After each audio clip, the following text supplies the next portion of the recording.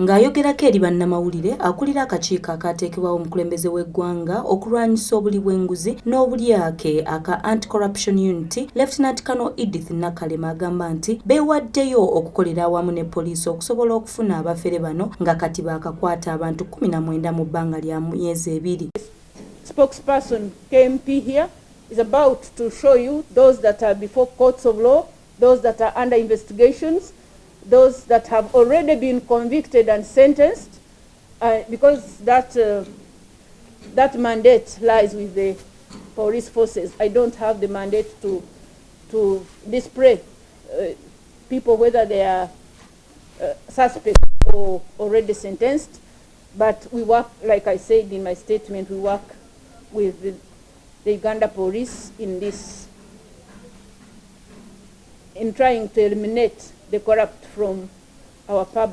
Nakalema agamba nti bo ng'abakulembeddemu okulwanyisa enguzi kibayisa bubi okuba nti enguzi yeeyongera obweyongezi, bw'atyo n'asaba abantu okubeera abeegendereza eri abo abagezaako okwefuula abakozi ba gavumenti. To ease the fight against corruption, or in particular to ease the fight against conmen, buffering or impersonators, we appeal and encourage all members of the public to record a video or take a picture and send to the WhatsApp number which I just read. Akubirizza abantu okukuba essimu mu budde bwonna singa wabaawo omuntu gw'ateebereza okwefuula omukozi wa gavumenti wabula nga tebasobola kweyogerako bulungi. We wish to inform the public that everyone has a right, every citizen or any member of the public has a right to verify through our contact channels or State House Anti-Corruption Unit helplines. There is a toll-free that is fully functioning and people are reporting at all times.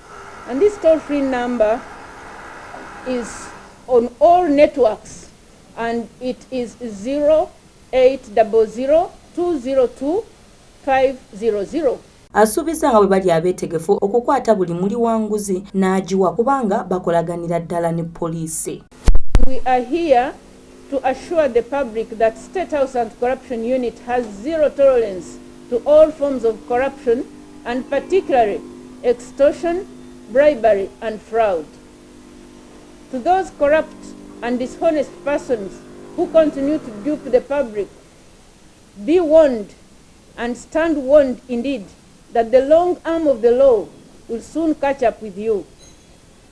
Ye amyuka omwogezi wa poliisi mu kampala n'emirwano Luko Wesigire anokodde amanya g'abamu ku bafere be baakwata wamu ne mu makomera gye baabasibira beeyongera okusaba bannamawulire okwongera okuvumirira obuli bw'enguzi. Police was able to arrest Mpungu Robert, an impersonator, was impersonating State House Anti-Corruption Unit officers, and this was the arrest was on the 18th December 2020.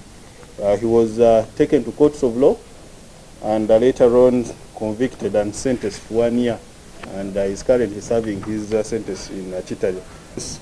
We are alert, and whoever has any issue with impersonators, you can always report on these numbers, and also work with the nearest police that is close to you so that you can report these impersonators. Lieutenant Colonel Edith Nakalema azze akwasa omukono ogw'ekyuma ku bantu abateeberezebwa okuba nga bali enguzi. Nakalema enfunda nnyingi azze akwata abakozi ba gavumenti abagambibwa okuba nga bakozesa bubi ofiisi zaabwe. Maria Dana Namiro, STV Select enjawulo.